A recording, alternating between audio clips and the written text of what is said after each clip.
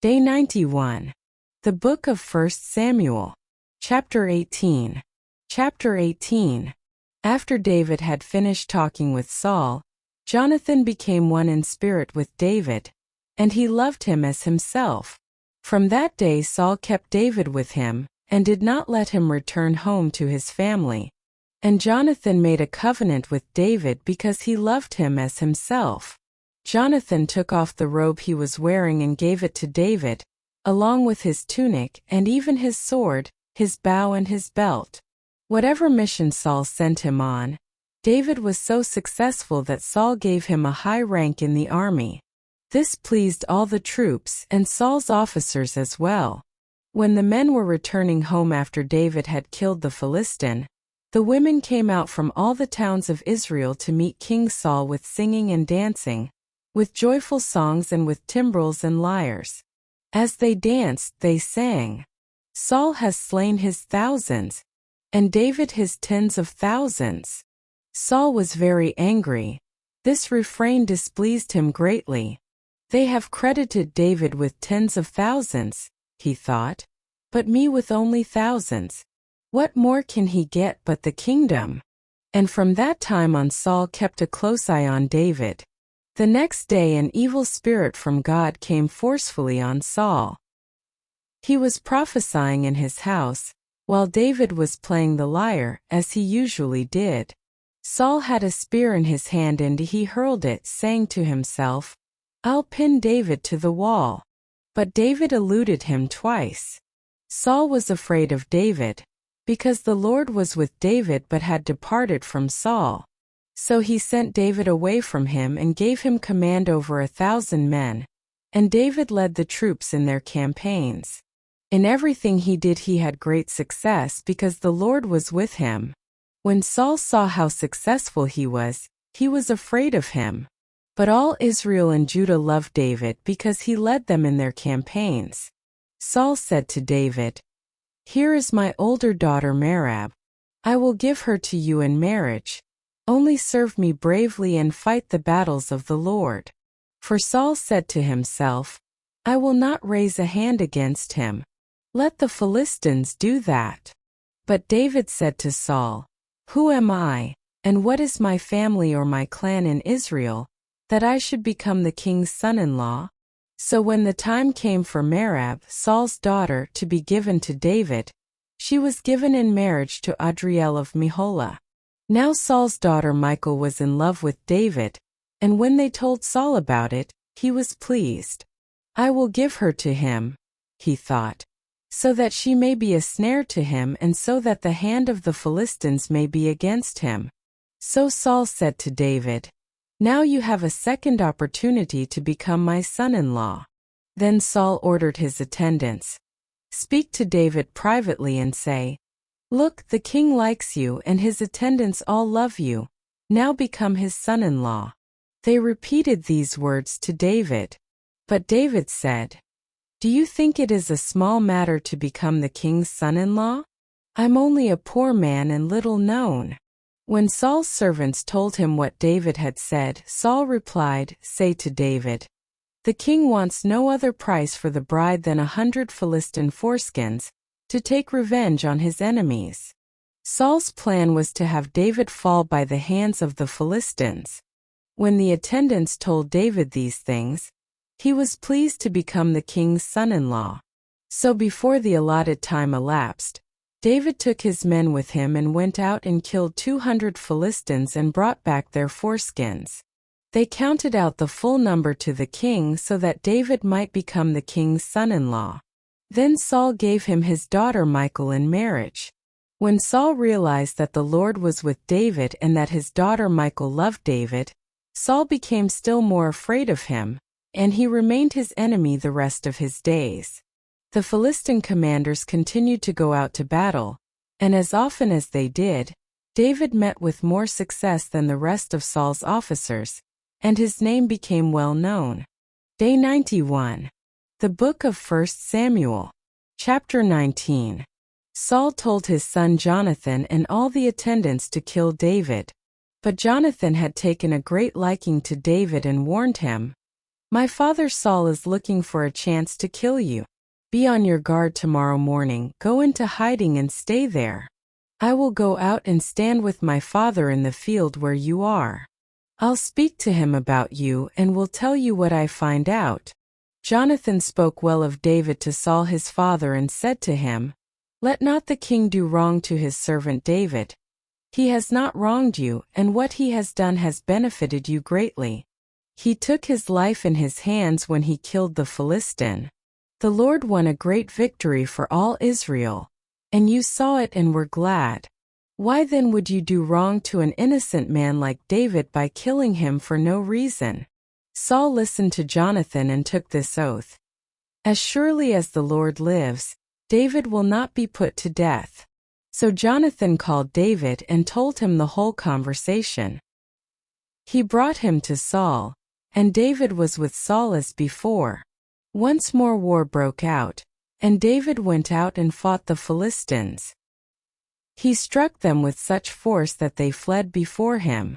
But an evil spirit from the Lord came on Saul as he was sitting in his house with his spear in his hand.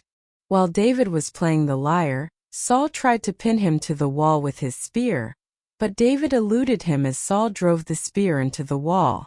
That night David made good his escape. Saul sent men to David's house to watch it and to kill him in the morning. But Michal, David's wife, warned him, "If you don't run for your life tonight, tomorrow you'll be killed." So Michal let David down through a window, and he fled and escaped. Then Michal took an idol and laid it on the bed, covering it with a garment and putting some goat's hair at the head. When Saul sent the men to capture David, Michal said, "He is ill." Then Saul sent the men back to see David and told them, "Bring him up to me in his bed so that I may kill him." But when the men entered, there was the idol in the bed, and at the head was some goat's hair. Saul said to Michal, "Why did you deceive me like this and send my enemy away so that he escaped?" Michal told him, "He said to me, 'Let me get away. Why should I kill you?'" When David had fled and made his escape, he went to Samuel at Ramah and told him all that Saul had done to him. Then he and Samuel went to Naioth and stayed there. Word came to Saul, "David is in Naioth at Ramah," so he sent men to capture him. But when they saw a group of prophets prophesying, with Samuel standing there as their leader, the Spirit of God came on Saul's men, and they also prophesied. Saul was told about it, and he sent more men, and they prophesied too. Saul sent men a third time, and they also prophesied. Finally, he himself left for Ramah and went to the great cistern at Seku. And he asked, "Where are Samuel and David?" "Over in Naioth at Ramah," they said. So Saul went to Naioth at Ramah. But the Spirit of God came even on him, and he walked along prophesying until he came to Naioth. He stripped off his garments, and he too prophesied in Samuel's presence. He lay naked all that day and all that night. This is why people say, "Is Saul also among the prophets?" Day 91. The Book of 1 Samuel. Chapter 20. Then David fled from Naioth at Ramah and went to Jonathan and asked, "What have I done? What is my crime? How have I wronged your father, that he is trying to kill me?" "Never." Jonathan replied, "You are not going to die. Look, my father doesn't do anything, great or small, without letting me know. Why would he hide this from me? It isn't so." But David took an oath and said, "Your father knows very well that I have found favor in your eyes, and he has said to himself, 'Jonathan must not know this or he will be grieved.' Yet as surely as the Lord lives and as you live, there is only a step between me and death." Jonathan said to David, "Whatever you want me to do, I'll do for you." So David said, "Look, tomorrow is the new moon feast, and I am supposed to dine with the king. But let me go and hide in the field until the evening of the day after tomorrow. If your father misses me at all, tell him." David earnestly asked my permission to hurry to Bethlehem, his hometown, because an annual sacrifice is being made there for his whole clan. If he says, "Very well," then your servant is safe. But if he loses his temper, you can be sure that he is determined to harm me. As for you, show kindness to your servant, for you have brought him into a covenant with you before the Lord. If I am guilty, then kill me yourself.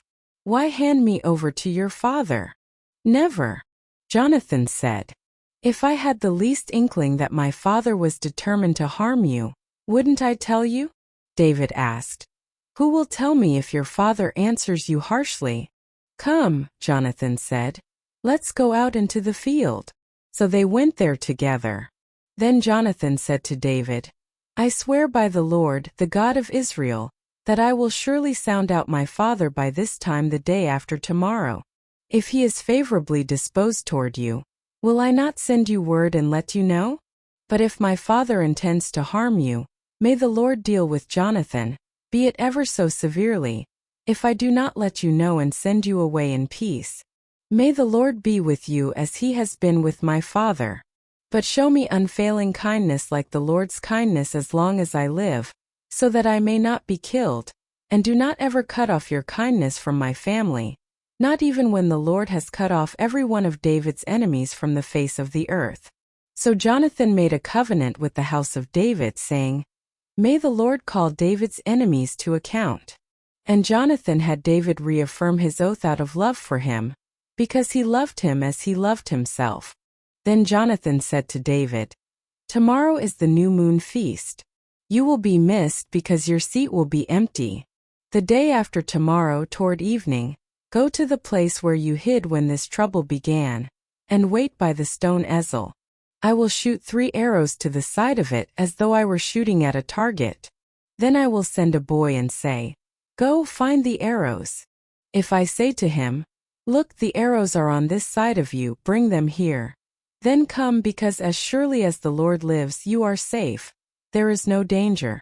But if I say to the boy, Look, the arrows are beyond you, then you must go, because the Lord has sent you away. And about the matter you and I discussed, remember, the Lord is witness between you and me forever. So David hid in the field, and when the new moon feast came, the king sat down to eat. He sat in his customary place by the wall, opposite Jonathan, and Abner sat next to Saul, but David's place was empty.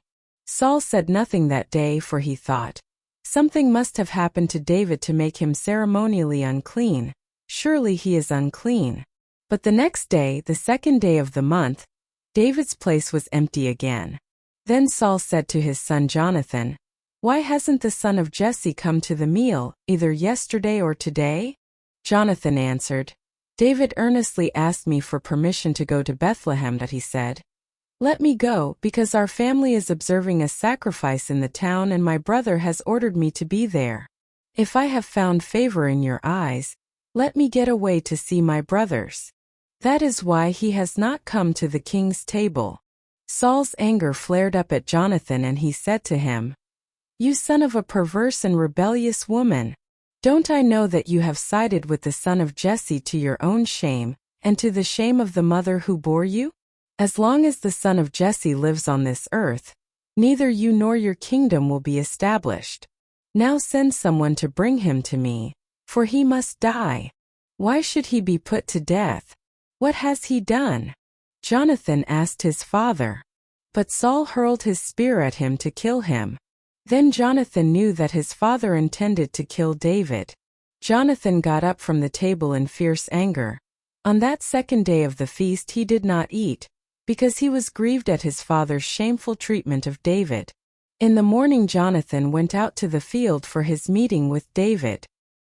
He had a small boy with him, and he said to the boy, Run and find the arrows I shoot. As the boy ran, he shot an arrow beyond him. When the boy came to the place where Jonathan's arrow had fallen, Jonathan called out after him, Isn't the arrow beyond you? Then he shouted, Hurry! Go quickly! Don't stop! The boy picked up the arrow and returned to his master. The boy knew nothing about all this. Only Jonathan and David knew. Then Jonathan gave his weapons to the boy and said, Go, carry them back to town. After the boy had gone, David got up from the south side of the stone and bowed down before Jonathan 3 times, with his face to the ground. Then they kissed each other and wept together, but David wept the most. Jonathan said to David, "Go in peace, for we have sworn friendship with each other in the name of the Lord, saying, 'The Lord is witness between you and me, and between your descendants and my descendants forever.'" Then David left, and Jonathan went back to the town. Please consider giving this video a thumbs up to show your support. Additionally, please follow, subscribe, and share to help us spread the good news together. Feel free to comment and let us know which country or city you're tuning in from. Tune in for day 92.